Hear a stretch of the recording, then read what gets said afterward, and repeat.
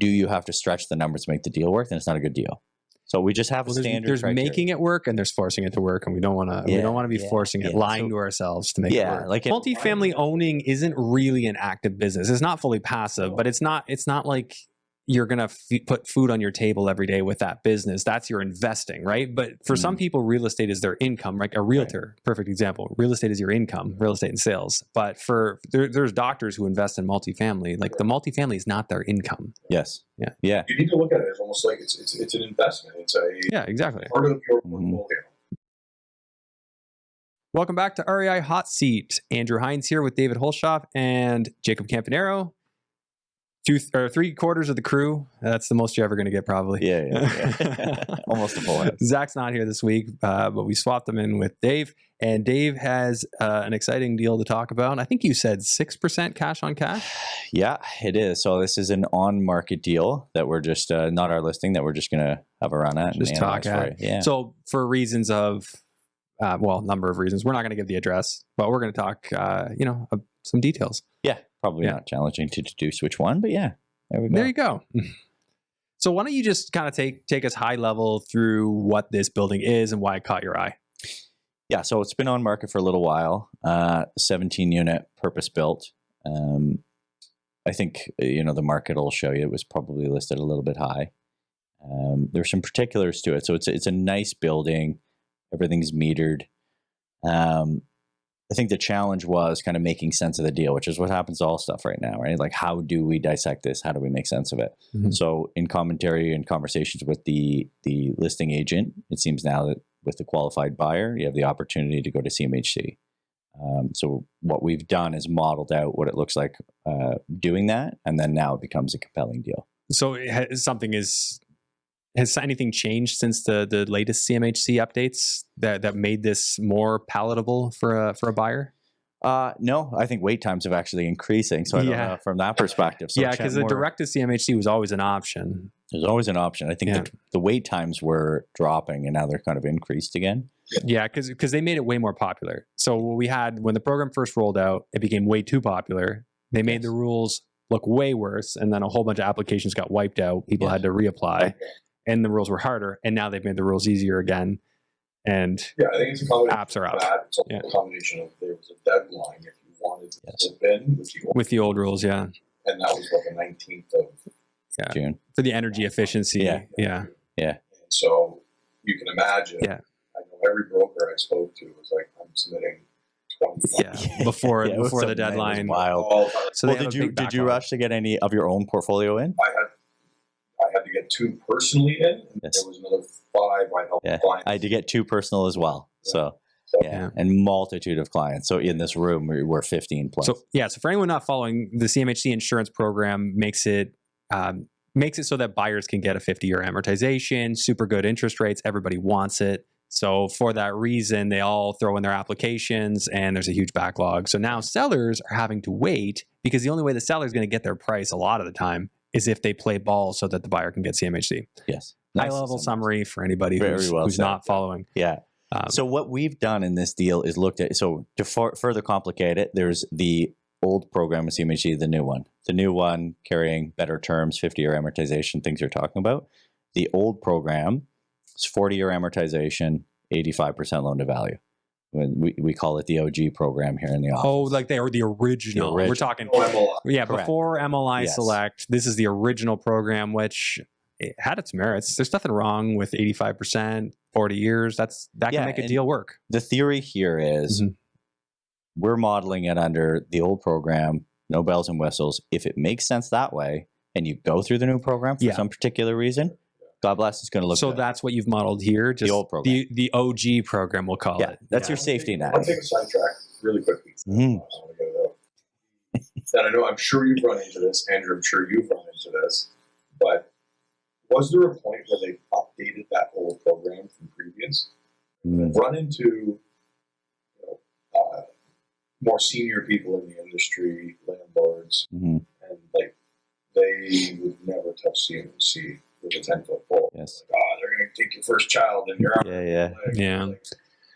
Yeah. I think it was a lack of awareness. Yeah. 6 of these a month. Yeah. I'm like, I don't know. Yeah. No. You're right. That is commentary. Yeah, that's fair. There are some. It was very unpopular. Yeah. Nobody really did it, and I think it's because they felt that CMHC cut their valuations back. They, there was a bunch of rhetoric going on around that you weren't really going to get the 85%. They would just come in and say it's not worth as much as you're paying. Right.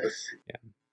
Like CMHC market standard numbers are actually quite good. We use them as our standard. Yeah. If you apply it to a building actually offers, yes, they're fair. So actually maybe even less than what. So I'm assuming that they have made some updates. Like, let's face it, every program for any lender at all has been updated. Probably updates yearly. They make minor tweaks. So probably somewhere along the line that people viewed them one way, they realized it and they adjusted, but that belief continued. The people that are the same guys that probably bought cash. Yeah. When you're buying for 50 a door. Yeah. Right. Who cares? And they ran their numbers. They went. Yes. And it worked. It worked. Yeah. But these were people. To that point, probably didn't need the extra loan to value because they could make a good ROI even coming in with 25%. They didn't need to get every last dollar out of it. Yes. Program much more popular. Mm-hmm. Yeah. Sorry. That was my tangent. Lovely tangent. Yeah.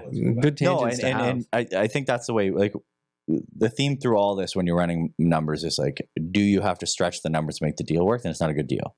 So we just have a standard. There's making it work and there's forcing it to work, and we don't want to be forcing it, lying to ourselves to make it work. So when you have your standard, CMHC numbers that you put in, we're using the old program for safety reasons, and which just makes it better. Because it's going to be that much better with the good. That's right. With the MLI program. So then we just start working off of which deals, we're calling agents, we're calling owners who will let us go direct to CMHC, and at what price does it make sense? And then from there, how far are we away from list? And then the ones that are close, you can bridge the gap. Those are the deals. Yeah. So you're modeling the ones out where you think you can be reasonably close to their ask and make it work. Yeah. And this fits that criteria. This fits that criteria. Yeah. All right. So tell me about it. So there's the list price. So offer price we'll go back to, but this is where we work our way backwards. So where do we really like the deal? So we'll narrate it for our audio listeners because we're on the podcast platforms now. So 3.1 list, offer price 2.9 is what you're thinking. No guarantees on that, but this is how it's being modeled. Where does it become compelling is really what we're trying to solve for here. So 17 units, that puts it at 170 a door. What puts our current market cap at 5.65% based on our numbers. And is there upward potential with that cap? Yeah. So if you go to the right hand side here, they're stabilized. So what does this building look like in its peak value once it's stabilized? Yeah. So the debate is, what cap rate do you use? If we use 5.25 stabilized, you're 4.5 million exit value and 241 a door. So assuming you can get all rents up to market. Yeah. Then and apply a 5.25 cap, you're going to be 4.5 million when you're hypothetically buying for 2.9. Yeah. And this is where a lot of people get confused because they're going, well, you're not going to turn them on. So you can go, no, I understand. I agree. What we're trying to do here is just figure out what is this thing worth in its peak. Yeah, and what's peak. Its absolute value. And then realize you're going to land somewhere in between. Well, because sometimes you'll do this and you'll realize that your purchase price is pretty damn close to your exit value. And you're going, okay, well, that's not good. Right. Yeah. So we're not saying, hey, this is what you're going to get to today. You're not going to. Model out for your clients. You model out let's call it a 5-year projection. Mm-hmm. Show year over year. Yep. Show your vacancy rate, your standard turnover. Whatever. Maybe a little bit of inflation on the expenses. Yep. Right. 2.5% increase. Like, I like modeling that. Yeah, those work. And it's more work than just a quick and dirty analysis. But I like that 5-10 year. Yeah. You can really see how it should trend based on market statistics. Especially in the larger stuff, that makes a lot more sense. For these, when you look at it and we model out going to CMHC and it makes sense as is, if that's a palatable choice, just taking the building, sending it to CMHC, getting good financing and cash flowing positive, if you like that strategy, you like how it looks, then the rest is just time in the market and doing proper building maintenance. Traditional investing. Yeah. Boring real estate. Real estate. Yeah. If you want quick stuff, look at flips, look at residential. Well, multifamily owning isn't really an active business. It's not fully passive, but it's not like you're going to put food on your table every day with that business. That's your investing, right? But for some people, real estate is their income, like a realtor, perfect example. Real estate is your income, real estate and sales. But there's doctors who invest in multifamily. Like the multifamily is not their income. Yes. Yeah. Yeah. You need to look at it as almost like it's an investment. It's exactly. part of your portfolio, right? You have your stocks and bonds, you have your family portfolio, and you have whatever else you want, right? And I think that's a big lie that's been propagated in the industry. It's like, I'm going to retire off of buying multifamily. Not to say you can't. I know many people that have retired off of buying multifamily, but it's taken them. Yeah, it's time in the market. Yeah. So we're talking, 10 years. Right? Some 10, some 20.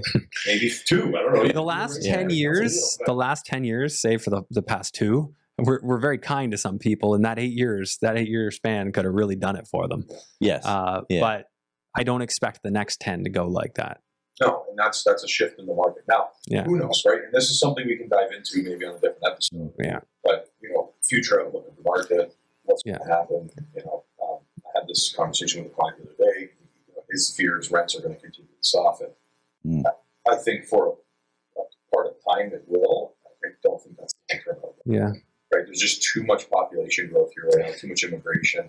And even just the people who are here now, it's like, where do they go? Yeah. I don't know. I mean, I guess it's a factor of people choosing to live with family or choosing to have 2 families live in one unit, and that's kind of taking away some of the demand.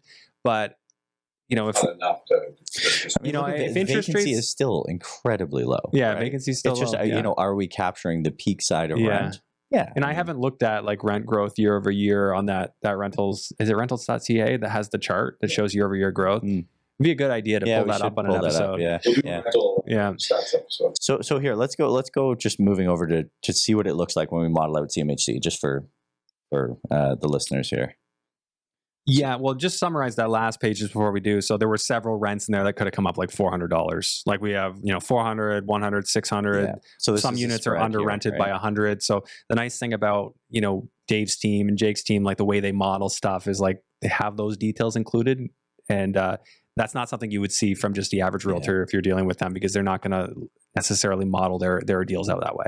Well said. Anyways. Yeah. So no, well said. Thank you. Yeah. So spread to market is, Well, you're the only guys I've seen do that. I've never seen anybody do that. Yeah. What's our spread to market? You just kind of factor that in as like an additional return that can be had. Yeah. You're $5,900. $5,900 of extra income. You could just literally divide that by a cap rate. What do you think your cap rate is? That's the extra value that adds, right? So at a 5% cap rate for simple math, what's an extra $6,000 of income? Yeah, times it by 12 first, because that's monthly, right? Oh yeah, so times 12 and then divided by 0.05. That's an extra 1.4 million in value just by increasing rents just under 6,000. And so that's where we capture some of this at the top here too, right? So what's it worth? What are you paying, and what's a stabilized value? Yeah, ultimately, buy it for 2.9, stabilized is 4.5. Again, we're not saying you're going to do that immediately, but that's the intrinsic value of this building over time. Yeah, it makes sense. And this is not modeling out, to Jake, to your point, any turnover, right? This isn't modeling out increase in rents, which you can do, your standard, 2.5 or whatever it is. We're not modeling any of that out, because at some point you can over model things and everything looks sexy. It's a great deal. Everything's a great deal. We're not trying to do that. This whole process, this whole model is building filters out to avoid involving ourselves in garbage deals. Okay, so what you're saying is like the current model works straight to CMHC, out of the box, no changes. Don't change anything. Don't do anything. You don't change tenants. You don't make it more efficient. So that's just take bonus. It and send it off. That's just bonus. That's what we need to find. Like I had another argument with another realtor yesterday, and we were on the phone talking. It was an argument. We were having a nice conversation. Professional disagreement. And I kept saying to him, we have to buy in the market we're in today.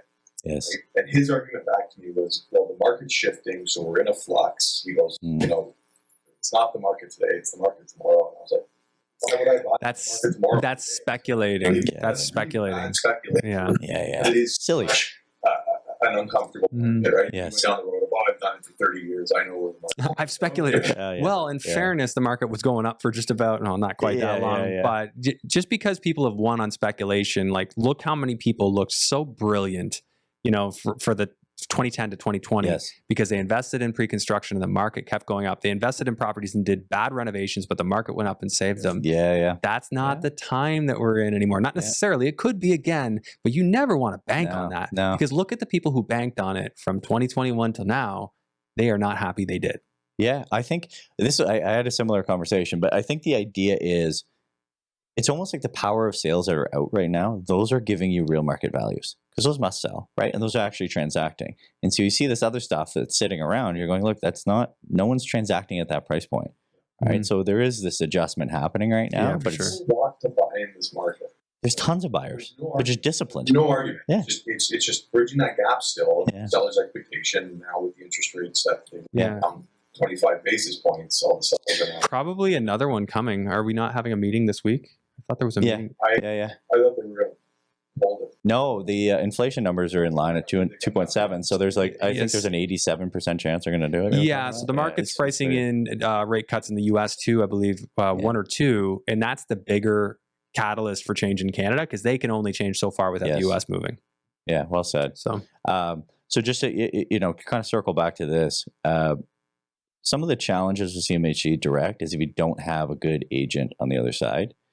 Strong agent here. This is a really well-known multifamily agent. So the good thing is, they're saying, look, if it's a qualified team, qualified buyers, I'm open to doing it, right? So you have the option. So just kind of very quickly, high level on this thing, where you need to hit a 1.2 debt cover ratio. And maybe, Andrew, you do a good job of summarizing what that is. Yeah, so that's operating income. How many times can that cover your mortgage payment? There you go. Damn, you're good, man. That was good. So when we're modeling out this program, you need to hit 1.2. So we're 85% loan to value. We've used 4.75% interest rate, 40-year amortization. We're hitting a 1.25 debt cover ratio. You said their minimum is 1.2? 1.2, yeah. So you're over it. And you can get 1.3 if you go to the 50-year AM, right, on MLI. But we're not doing that model. Yeah. Okay. Or if you did, so this would be on a 10-year. If you do a 5-year, you'd hit 1.3. On a 5-year. Okay, sorry, I was mistaken. Yeah. So on MLI, it's even less. It's like only a 1.1 or something. 1.1, yeah. So again, we're... That's only level 3 MLI. Well, we're getting into the weeds now. So just to kind of zoom we're not doing any of that here. We're not going to go into the weeds there. The general program is saying, look, guys, you buy this deal. Let's assume you could get it for 2.9. You have the time to get the approval from CMHC, to get the financing in place. You close. You've changed nothing on the building. You've injected $565,000 capital needs. That includes effectively everything: lawyers, land transfer, lender fee, broker fee. We're just including everything we can think of into this mix. You're 6% cash on cash, so you're about $35,000 a year on your $565,000. You've done nothing to the building. You're not changing anything. You're not making it more efficient. You're not turning tenants. And how does the CapEx look on it? That's the big question. It's a great. Going straight to CMHC, 6% cash on cash is all fine and dandy, but if your roof is going, no, this is it's a great question. Yeah, but you would have modeled in the CMHC requirement for what, 2% replacement reserve? Yep. So there's you buy it tomorrow. Yeah. So two different discussions going on. So one, major capex is done. A bunch of these units are renovated, so everything's metered. You're in quite a good spot that way. Some of the tenants are still paying, or you're still paying as the landlord. So when those turn over, you'll be able to switch them over. Yeah, switch those out. Yeah. So we've accounted for property management, utilities, vacancies, salaries is grass cutting, snow removal, insurance, mortgage, and then your $15,000 a year maintenance and labor, and you're not going to go beyond that right now. Do they not have the salaries? The $550 a door, is that inside of the 9,435 there? Yeah, that's your snow removal, grass cutting, all that stuff. That's all included inside of the caretaker. You got, because that's a CMHC requirement, minimum $550 a door. Yeah. Okay, but if you're higher than that, they'll just use the number you have. Yeah, and then there's property management as well. And their requirement is 4.25 for that, right? 4.25, yeah. We have. So to summarize, this is what I like about the CMHC spreadsheet, or the requirements, because Yeah. they're kind of covering maintenance in the more true way. If you go to the Yes. average realtor out there, they're going to tell you, wow, everything's done, doesn't need anything. It's Yeah, yeah. 3%. We spent $4,000 last year, and you're like, great. To your point, what's coming down the pipe? Yeah, right? yeah. And it's just so funny. It's such a simple question to ask back. But well, what happens when the boiler goes and the roof goes? Yeah. Should we not be budgeting for that this year too? Yeah. So that's that. The 2% covers that stuff, according to CMHC, and then of course you got the salaries at $550 a unit, Yeah. and then on top of that 4.25%. So you're covered a few different ways there. Yeah. Yeah. And that's the theory here is like when you own this building, the likelihood is you're going to be pulling in more cash flow. You're probably going to have more than $35,000 at the end of the year, presuming nothing major happened. The goal of it, the real structure is you take a chunk of that and you're just saving put it away. You're Yeah. putting it away because it doesn't happen in a perfect unison. All of a sudden you got to do a Two roof. accounts, right? When you get your 100%. Yeah. open two accounts. Yeah. You have your reserve account. Yeah. You have your in and out account. Right? Yeah. And you can do that with a corporation. Most people just have one account with their corporation. You can open a second Yeah, account yeah. with your corp. Yeah. Yeah, your rent comes in and it goes segregates to you and to savings account. I was just on Yeah. the phone with BMO this morning, Yeah. right? And so I have a savings account, and Mhm. I was going to do a redeemable bond investment for more interest, right? And you can redeem it within 30 days of your investment, or after 30 Yeah. days, there's Right. been no penalties. Right. It's like, great. So I have my reserve account. Just go throw it in for 8%, 7% interest, let it sit there, right. and Yeah. have the peace of mind that you know if the roof does. Yeah. You know, hey, you can pull it out, you can fix the roof. Like, Yeah. I like that, right? Yeah.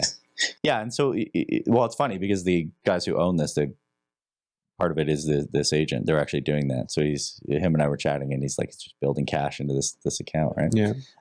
So kind of summarizing, you're in the deal and $565,000 all in, and you're $35,000 a year before you've done anything, and that includes your maintenance, your labor, someone to manage the building, 6% cash on cash.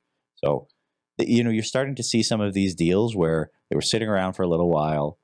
You have sophisticated agents, sophisticated owners, and you're saying, look, the market's telling you you're not going to get the number you wanted. This is how we can make sense of Who's it. the right buyer for this building?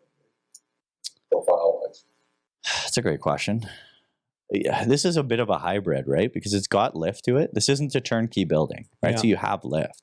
Somebody that's able to deploy some capital, you obviously have to have $500,000-$600,000 minimum sitting around to deploy to an investment. Someone that has time in the market. Because if you've got your $600,000, you buy this building, you now own a 17 unit, and it's already kicking off cash flow right out of the gates. So if you can be long and steady, there's a multitude of people that would be who are qualified for this. And I know we just talked cash on cash return in this episode, but what's the overall? Yeah. Do you have an ROI on this one? Not on this right now. No. You didn't calculate it yet. You should do that. Yeah. Because the other thing is, like, cash on cash is that's the true, like, It's good. dollar in, dollar out. Yeah. Yeah. But that's the beautiful thing about multifamily real estate, that you're also getting appreciation. Well, put it this way: if that appreciation is real and you could turn over all those units, that would be more of an active play. But thered be a huge number on ROI. I'm saying, Yeah. Yes. holding it for 5 years, like, And then you're doing natural turnover. hey, I got money invested in mortgages. I'm making, in this market, I'm Yeah. 14%, right? Whatever. Right. Why buy this building? Right. Yeah. To model it out that way, like starting at a 6% cash on cash. Yeah. Because most Yeah. of the stuff Yeah. is at 2%. I know. Right. I know. And you can still get to a 20%, 25% ROI with a 2% cash on cash. Yeah. Yeah. That's all. That's why I wanted to ask. Yeah. We can easily model it out. Yeah. I like to see that bigger. Yeah, it's a good idea because you're going to have principal pay down in there. You're going to have natural turnover. I don't know what you guys think is like a normal yearly turnover rate in this market. Is it, I know Mark Loeffler used to say it was 25% for his buildings. You guys Natural see a turnover at Yeah. 25? That's impressive. Yeah. No, I wouldn't. Yeah, I guess it's not that anymore. Well, that was a few years ago he said that was happening. The building that I've seen recently is like 3%. Like Okay. I think a lot of the like 10 is a comfortable figure. I'd be comfortable modeling personally. 10%. 10%. Yeah. Because again, everything's in cycles, right? You're going to get on a 17 unit, you get 2 1 year, you get 3, then you get 1. So- Yeah. And it also depends on 1 beds, 2 beds, bachelors, right? Well, bachelors and ones are going to turn Turnover way more. 2s. Yeah. 3s, Yeah. forget about it, right? Because you're getting families that are moving in these Yeah. Yeah. for the long run. Yeah. So They're not going to leave. on a nice blended building like that one, I think there's Yeah. opportunity. Well, this is you got to building criteria matters too, right? So like when we go through building tours, I just say, you're the tenant, say, Andrew, how do you like living here? Mhm. You're going to tell me. I get it all the time. People go, I'm never leaving. Okay, check you don't want to leave. That's cool. That's great. At least we know. That's a positive and a negative at the same time. Yeah, it just depends, right? So, I think it's more of an art than a science, but if you have to put a handle on it, I'd probably put 10. That'd be me. 10. Yeah. So that's something you could model too. Like, and I try not to let the tail wag the dog with spreadsheets, because I want to know, is this something I want to do? And if I really feel like I want to do it, then maybe it's time to pull out the very detailed model. Well said. Yeah. And you model every last, what if I get that 10% turnover? Especially if you're going to pitch it to like a partner, you really want to have your I's dotted, your T's crossed. But in the early stages, you don't need to go that deep. Do roughly what Dave's done here, which is already a lot, and decide, do you like that deal? Does that seem like something you want? Yeah, they're filters, right? Like we see a lot of deals, right? We see a lot of them on market, off market, owners. So you have to build these filters out, and then what gets spit out at the end, those are the ones we focus on. And I like this one because it's on market. It's been sitting for a bit. And when you kind of change a few of the figures, not necessarily just the price, just a few of the little strategies to it, becomes a fairly compelling deal. So recap is, this is not a purpose built, or it is a it is, purpose built 17 unit brick building? No. Mix siding. It's a mix of stuff? Yeah. Okay. So it's a building, St. Catharines, Ontario, which, now kind of fits into that golden horseshoe almost, Niagara region, which has been a pretty strong market lately, save for the last 2 years, which everything's been affected. But so if people want to find more out about a deal like this, is the Insiders list the place that they go? Yeah. Deals of the week. Yeah. Reach out, have a call. Yeah. Yeah, so we've we've changed that model. So now if you just want to be an REI Hot Seat Insider, which means you get access to the deals that come through, you get other tidbits, gold nuggets that go out, notices about events that we might have. You're going to want to be on that list. So and the deals we review on this show, guys, the performance and everything are in the deals of the week. Yeah. So on top of this show, you'll also get the performa. Yeah. And then you get 3-4 other deals that, maybe they don't make to REI, but are still good deals, or just weren't that interesting, but are stellar deals that you have to buy. So all of that is through the link below. Sign up. Yeah. We'll have somebody reach out to you just briefly to say thank you very much. If you do have questions or you are looking to buy immediately, then great. We can start that process. We'll do an intake call. Yeah. Otherwise, you'll be on the list. Yeah. Just enjoy the free content. Otherwise, Yeah. I think, it comes down to, what do you want? What are you trying to accomplish? Right? Like you can structure this deal differently and still make sense of it in a different way, right? So it really comes down to, you said, who's the ideal buyer? In this intake call, we'll try to figure out exactly what your goals are, and then we go hunt for those, or we create them, right? So, cool. Yeah, you might already have one that you just sitting on your desk. Yeah, that fits better. All right, guys. Well, if you made it this far, please show the channel some love. If you're listening on one of the podcast platforms, we're new here, so please review us well. And we'll see you again next week.